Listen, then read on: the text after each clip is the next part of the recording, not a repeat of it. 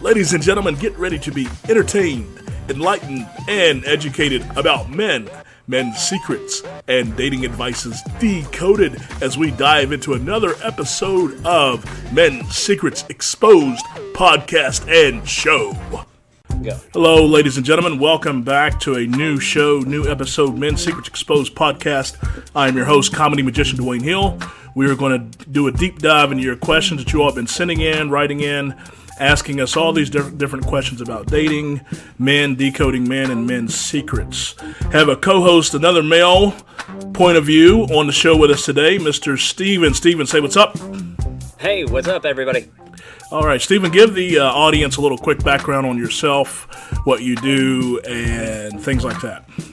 Okay, I am a performer here in the Tampa Bay area. I've kind of been involved in theater for about 20 years now. I am on my third marriage, so that I've been through both the good and the bad of understanding the dating and the ins and outs of relationships.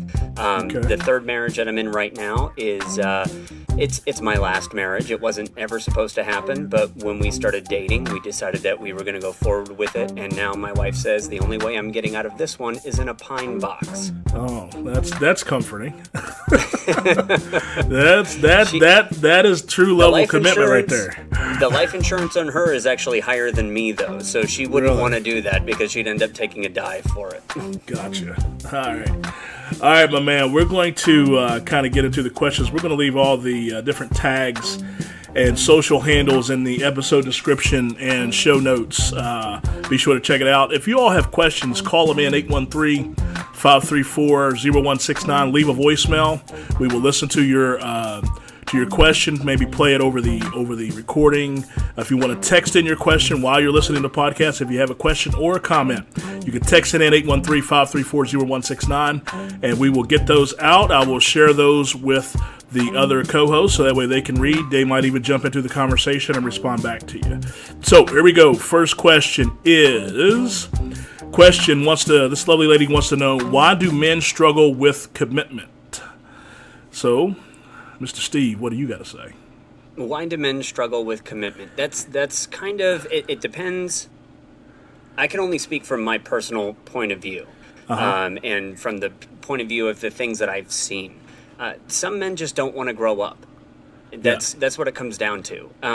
That's where we end up having the dividing line between having a man and a boy. Men want to commit. Men want to have a family. They want to move forward in their lives. They want to have something of substance, whether it's a house, whether it's a job, whether it's a family around them. But they want to have something that they can hold on to. When we come to that dividing line, then there are the boys on the other side that they don't want commitments. They don't want anything to tie them down. They want to be able to pull up at a moment's notice and leave, especially when things get hard. The hardest thing, I think, is the commitment stems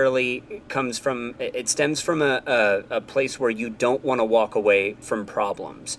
And I think a lot of what's happening in this current culture that we've got is that we have kind of raised the generations coming up to think that if you're in a relationship and the relationship starts to go bad, rather than try and fix it, you say, well, the relationship's no good anymore, and so you walk away from it.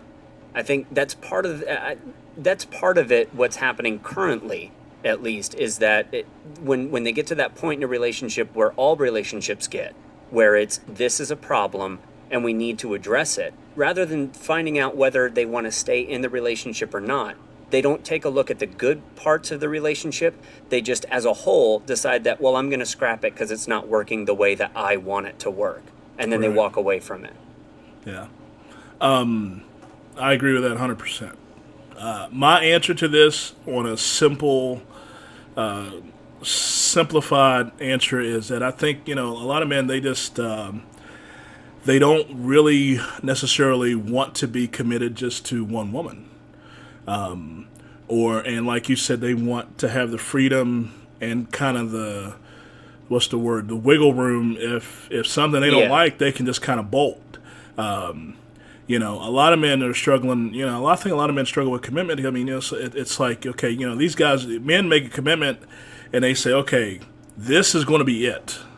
This is it. This is the woman, and that means I can't entertain any other offers. I'm not supposed to have any other conversations. I'm not supposed to put myself in a tempting situation. Ladies, some of you ladies, if you're dealing with a man that is struggling with commitment in a way, and I'm not saying this necessarily to defend the male team, but it could be a blessing to you. And the reason why, let me explain that. If he is struggling with commitment, then there's some things with himself he knows he's not going to be good at, and he knows he's going to probably fail in his commitment to you. So as opposed to just dealing with the failure and looking like a failure, he's kind of beating around the bush. He's kind of putting it off. He's, avoiding the, moving in together question. He's avoiding the pop the question. He's doing this dance because he probably knows deep down it's just not his flavor ice cream. And for him to be committed, whether it be just committed as in there's one woman and that's it. For a lot of men, especially now, the younger cats out there, and I say younger cats, I say, under 30 or early 30s, they've been brought up in a different generation where, the younger cats, there's just too many options. And it's like, okay, how do I know, I know this question came up in another podcast of how do I know this one is the right one? As opposed to, you now you can get on your phone and you got like 20 options in your city, or 30 or 40 or 100, as opposed to, back in the 80s, early 90s, it was like you went out on a date, you kind of dated around, and, you had 3 or 4. Now you can literally open up your phone and just thumb scroll, and, you have all these options. And I think a lot of cats are going to struggle with commitment, but those cats don't know who they are, or they don't know their sense of direction or where they want to go. So why do men struggle a lot with commitment? Because it's hard for them to get to that point where they say, okay, this is going to be it. I'm going to commit to one woman. I'm not going to entertain other women. I'm not going to entertain other offers. I'm not going to sleep around. I'm not going to be able to do that. Some men don't want to do that. So sometimes, ladies, it could be a blessing if he's being a little shaky on the commitment side. Maybe he just knows he can't necessarily be committed just to one person. So that's my two. It's also that search that we have, especially in this instant world, for instant perfection. Yeah. That we want to find somebody that's perfect, that conforms to everything that we want. And when we find that one small flaw, we want to pull it apart and say, well, then they're not perfect and I need to look for somebody else that is perfect. Well, part of being a grown-up and being a man that wants a commitment and to be in a relationship is to understand that you're not going to find perfection. Even the woman that looks perfect from the outside, she's going to have flaws somewhere in there, or if they're not flaws to her, they might be flaws to you. Right. And so it ends up being able to find a way to say, I'm okay with that. I'm able to live with the imperfections as well as the perfections and weigh that category out.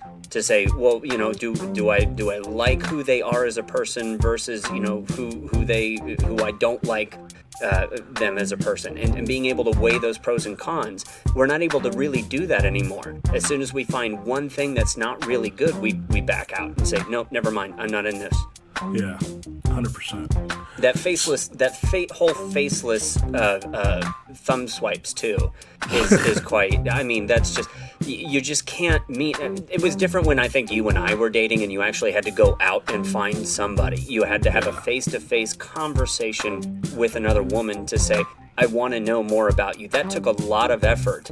I mean, just think about it. When you were, at a bar or at a show or wherever you are, right, and you have to summon up the courage to say, I have to go and talk to this woman. And nowadays, you don't do that. That whole nervousness is gone because you just swipe and you go, hey, what's up? And that's all. That's all there is to it. There's a faceless aggression that's out there with this that has ended up kind of really starting to eat away at a lot of the dating. And I think too, we are seeing what's happening with technology, where technology, the speed of technology, and I'm going to use this word, is infecting. That's the word I want to use. It's infecting everything that we do, because we are more and more and more and more and more becoming more everything is exactly on our timeline.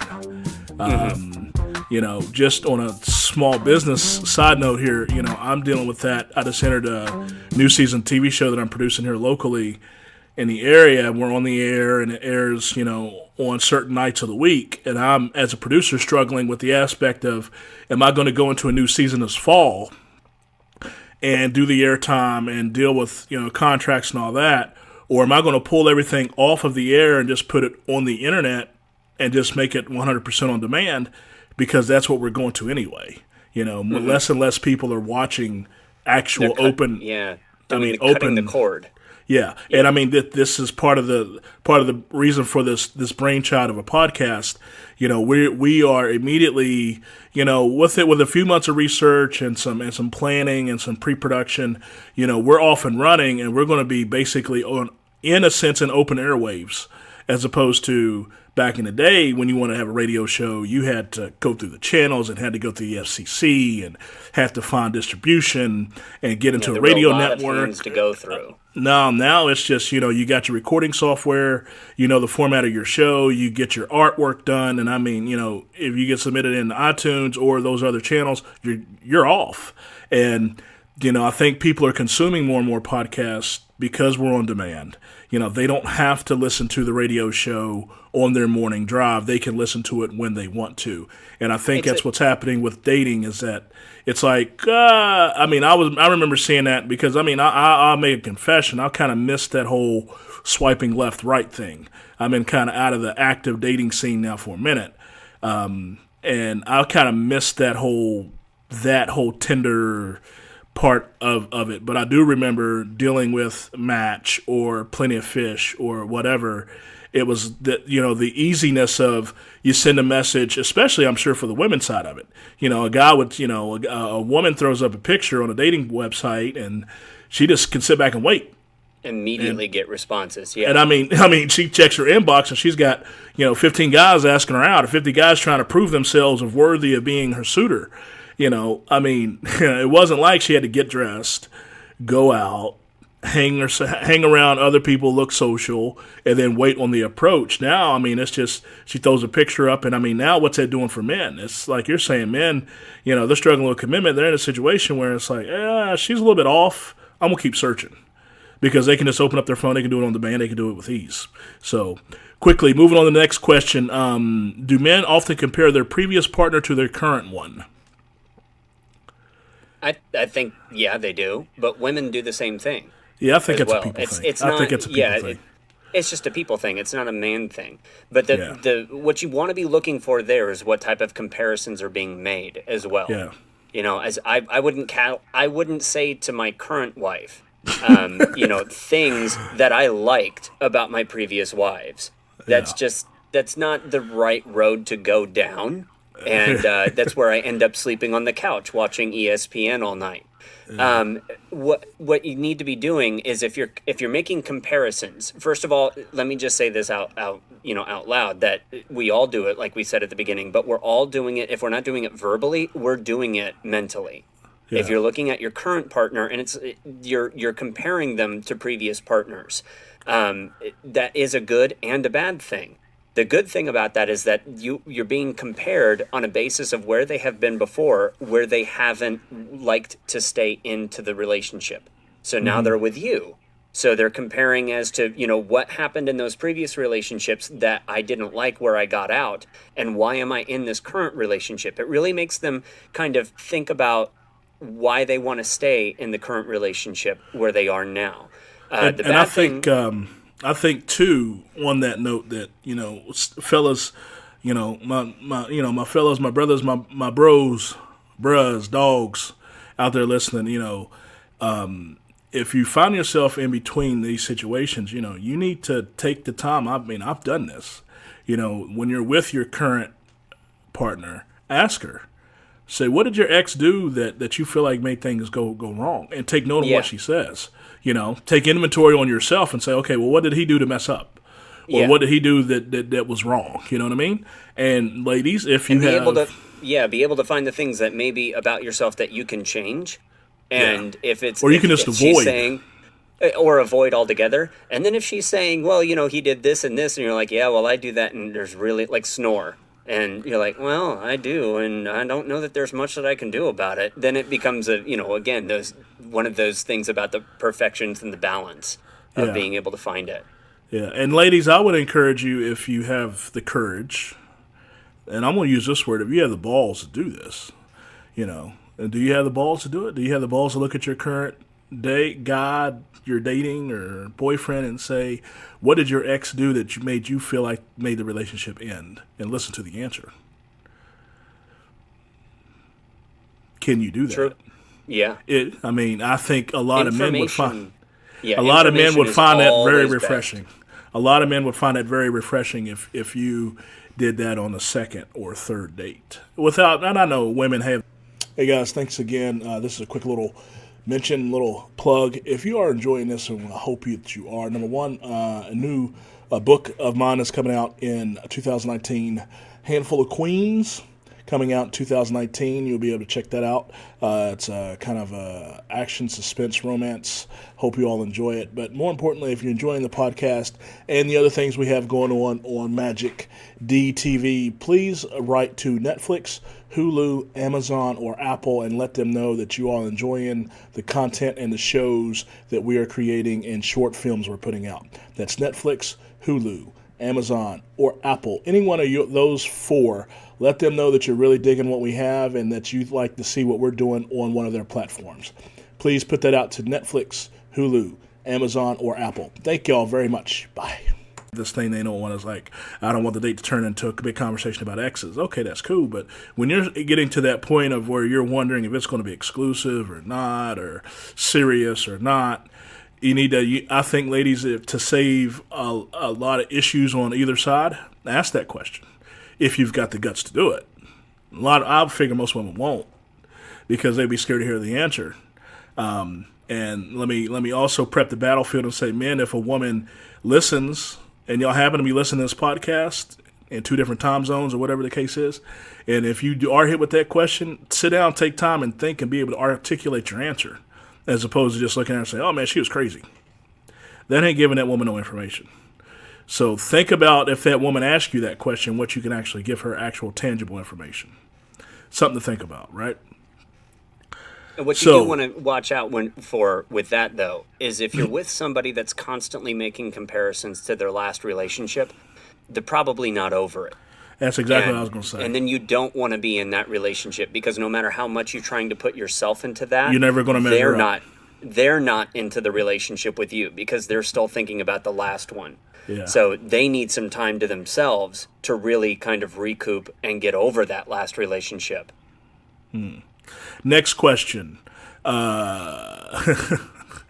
Ladies, this question comes up so much. And I made a promise that I will do everything I can to answer all of these questions, even if we've answered them in previous shows. This is going to be interesting. This is why I want a different co-host on here, so you can hear different input from different people on the same question. And sometimes depending on when you come into this podcast, you might come in this podcast on show 12 and might not have heard the other previous answers.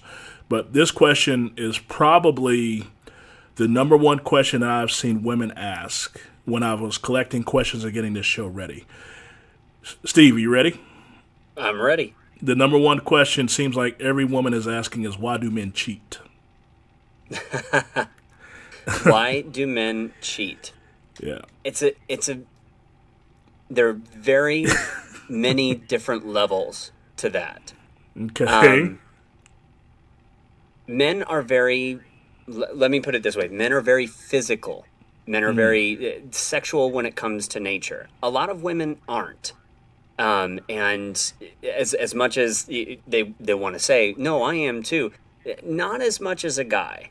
A guy, what was the scientific studies that a guy thinks about sex every 3.5 seconds? 17 seconds is what was the question that was on one of the shows with one of the female co-hosts. 17 seconds. And women think about it once every, I think they said 2 hours. So it's just a basis of that. It comes down to a breakdown in what's happening in the relationship. The cheating doesn't come out of nowhere a majority of the time. Now, some guys are dogs and they're just looking for, extra places to kind of go have fun with. Some guys are like that. And Yes. there's no way that you can change that. But if you've been in a relationship with somebody for 5, 6, for a long time, 5, 6 years, or what's considered a long time to the both of you, and suddenly out of nowhere, it seems that he's going and cheating on you, I'm not saying that it's his fault, and I'm not saying that it's your fault. Obviously, he shouldn't be making that decision, and he shouldn't be doing that. But there's something underneath the surface that's happening within the relationship. Something has changed. And something has changed in a way that he feels he has no control over it. Mm-hmm. Now, sometimes that happens because a guy can't, we're not very vocal. And a majority of the times, as somebody that is in his third marriage, we say things that we think are totally safe to say within the respect to a relationship. And it turns out that it's not a safe thing to say. So then we say, well, fine, we'll just keep our mouths shut. Sometimes that lasts for a long time, so if you're not being open about calling them or not being open about talking with them and really kind of laying everything on the table, the cheating doesn't happen on the spur of a moment, snap of a finger. It's something that happens over months. Or weeks and months, because you start to detach from the other person, and when you start to detach intimately and emotionally, it ends up opening up the idea of another person, and that's when you start to seek that other person out. Now, I'm going to pause you just for a second. You said something that I heard as a man, and I get, but women are going to notice what you said, and they're going to frown on. You said it very fast, okay? You said if something happens over the course of a few weeks or a few months. Now, ladies, you need to understand something. When Steve's talking and he said that, and I'm explaining this as a man and as a male brain, okay, our timeline as men are very different than the timeline for women. And when you heard him say that phrase, over a few weeks or a few months, I mean, some of you might look at that and think, well, damn, we have issues for a few weeks and he's already being tempted. To the male brain of that, a few weeks to us is a long time. A few months to us is a very long time. And again, it goes back to the whole thinking about sex. We think about sex every 3.5, every 17 seconds, and a female is every, 2 hours. I remember seeing something once where it said, what is the question was asked by a man and to a woman. The question was asked, what is the length of where the relationship is kind of new? And the man's answer was a month. And the woman's answer was a year. Yeah. So, when Steve just said that a few weeks or a few months, it doesn't mean that we just have a short attention span. But the way men analyze time and the way time is compressed to us, we compress time and we process time very different. So for a few weeks to us, feels like a long time. And I know It may not feel like a long time to you all as ladies. And you might think, well, damn, that's just sad. It is sad, but it's a huge difference you need to understand. So if you put your man, and I'm going to say this, and please, what I'm saying, I'm not defending men's actions. I'm not saying it's cool. I'm not saying it's right. I'm just letting you know. If you put your man and he did something that you didn't like, or you're mad about something, and some ladies say they put him in the doghouse, he's been in the doghouse for a few weeks. That's why I'm pointing that out. For a few weeks, now to you, it's a few weeks, okay. Yeah. But you don't understand how much time that has felt to a man. And yes, is it possible in those few weeks while he was in the doghouse and you gave him the cold shoulder and you wasn't as affectionate and as expressive and as sexual because you're punishing him for those few weeks? Well, that's the opportunity when something pops up that starts looking attractive across the street. It doesn't make it right, but I'm just letting you know the timeline and how that can happen. And if it goes to a few months, well, then it's trouble. It's a serious problem. If you're willing to keep your partner in the doghouse for a few months, then you really have to examine where your relationship is. I know someone that is still doing that. I know someone that is still doing that. She admitted she's still mad about XYZ with her particular significant other, male, that she is with. And this is she admitted she was cool, and she's, cool, but she said she's not into certain things as much because she's still hurt by some shit that happened and popped off 4 or 5 months ago. Still. And it's not Still. that that's necessarily it's not that necessarily is a bad thing, but Yeah. you have to open up and talk to your partner about it. There has to be communication to explain why it's happening. Because sometimes, I mean, honestly, ladies, think about how many times you are upset at your man and we ask you what's wrong and your response is, nothing, I'm fine. Well, we get the idea, and we know we're not stupid. We know that something's wrong. Now, it goes into the idea of, did we do something wrong? Are you upset at us? Or are you just upset at the world? Now, we know that you're upset. And the very first thing we're going to think of is just like, talking about the doghouse, is just like a dog does. The dog thinks that the master is upset at them. The dog doesn't understand that the master is upset about something that happened at work or upset about the score of the game. All that we know is that there's something wrong. And if you're not going to talk to us, the problem comes into play with where we don't know whether we've done something wrong or if there's something else that's happening. So you have to talk to us. I mean, we're not it comes down to we're not mind readers. And if you're upset with us, I failed that class in college. I tried to take it and I failed it. But if you're upset about something, it behooves you to explain to us what's going on. I remember what happens a lot, what I understand of how women feel how they feel. They feel like if you aren't understanding what's wrong and what you did in their world, that makes it worse because and when I've called women out on this, they admit that it is one-sided and it is a little skewed, okay? They feel like you should know what you did to make them feel bad. And I'm saying, from a male perspective, I know. We're so stupid that we don't know. So Correct. you have to lay it down for us that you did this and you did this. Now, sometimes that happens and it turns out that it's not that big of a deal for us, but it is for you. Now, that's fine. If it's a big deal for you, then it's a big deal for you and we'll accept it. I think about my mom and dad when they got married. They've been married for, a long time. They've been married for 30 years.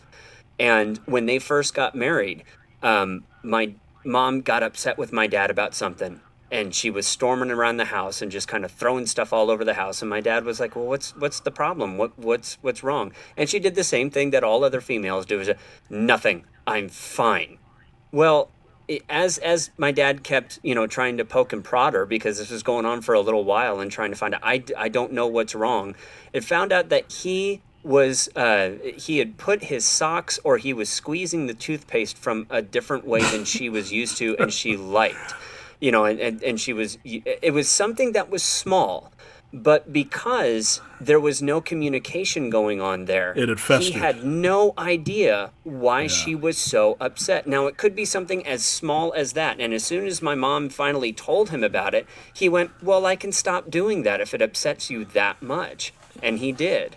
But if she hadn't come forward with it, she would still to this day be pissed about it with him. And who knows if it wouldn't have blown up to other things. That's why it's always better to talk to us about what's going on. Don't just assume that we know what's going on. I mean, the phrase that has been said repeatedly, which I now believe is wrong, and I think if you listen to what Steve just said, Steve is basically saying the undercurrent here of this is that, the old phrase was, women cheat when something is wrong in a relationship and men cheat because they can. And my history of what I've found out to be true is that if a man is start going across the street, there are those guys out there that, they just like variety. They want variety. they can't turn down the temptation. It's out there. It's tempting. If they can, they will, and they go for it.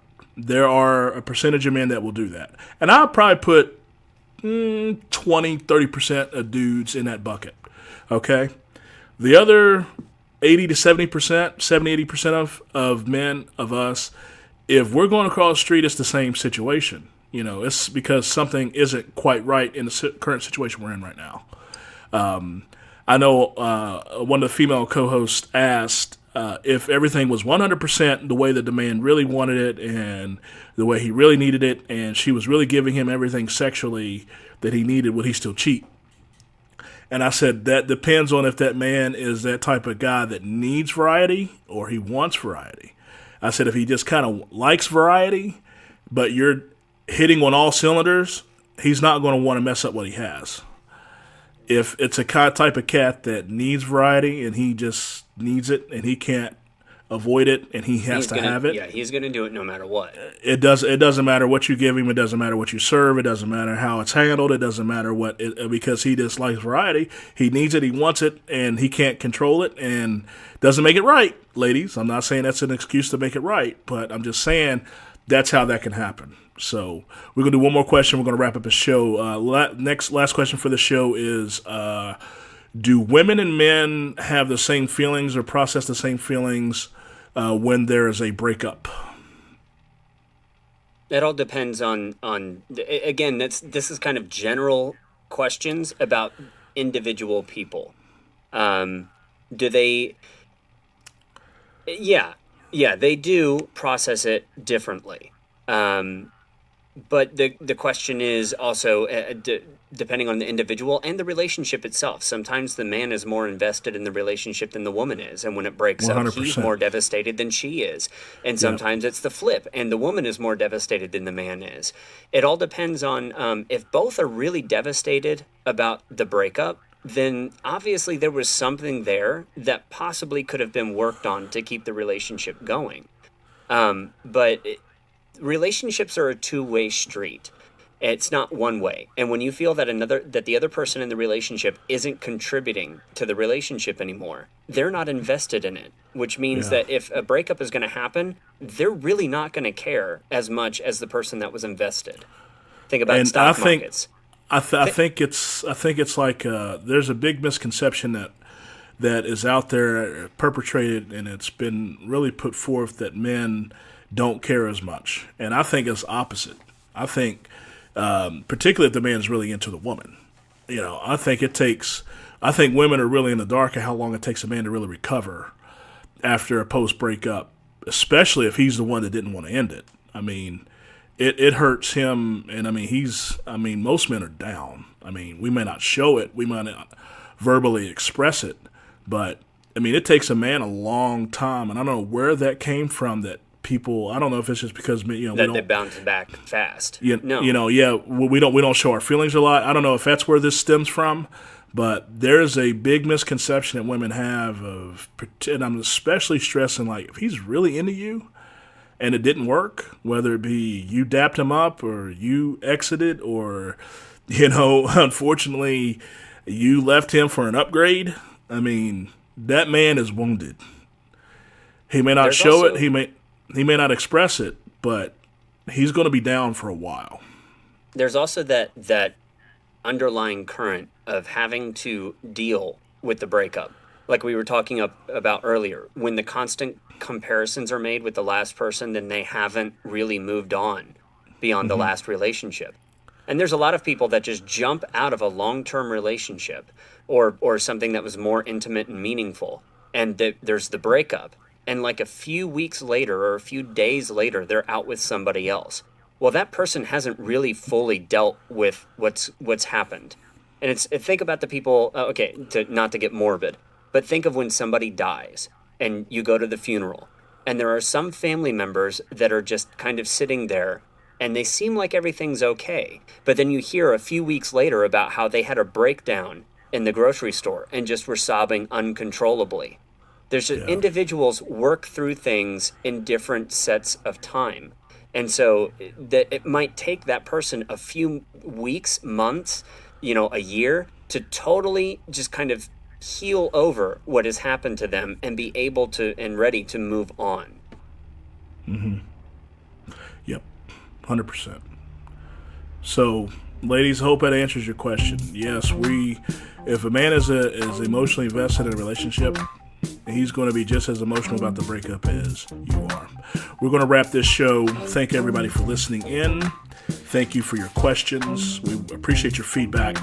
If you enjoyed what we did, please like, share, subscribe, rate, review. Only leave us good ratings, of course. Don't leave us no bad ratings. Check us out on everywhere you consume a podcast. We started a YouTube channel, Magic D TV, where we are loading the episodes here. That's under my umbrella, my small production company. And Magic D TV is also on Facebook. If you go to any of the search bars in YouTube, Facebook, or Instagram, type in Men's Secrets Podcast. We should come up all over the place. If you have a question, call it in, 813-534-0169. It's 813-534-0169. Or you can text in your question. We will add them to our lineup. Get your questions answered as quick as possible. We appreciate everything that you do as far as listening, giving us your attention, sharing it with your friends. We hope you got something out of this. We're going to sign off. Mr. Steve, anything else you want to add? Have fun out there. Have fun. Don't let the world discourage you. I mean, part of the whole point of this podcast is that, we're pulling the curtain back a little bit on how men think. But more importantly, ladies, the way we feel it is that if you understand us a little bit better, there's less arguments that will hopefully happen. So I see this as an indirect benefit on both sides. Yes, it increases your understanding about men and maybe brings some closure to some questions you may have been carrying around for a while. But indirectly helping the male team out there a little bit too, that if some of those cats can have a few less arguments, then it's a win-win all the way around, which is the main objective here. So we appreciate everybody for listening. We appreciate everybody for checking us out. Much appreciated. We are going to call this a day, and we hope you enjoy the rest of your week. Thank you and goodbye.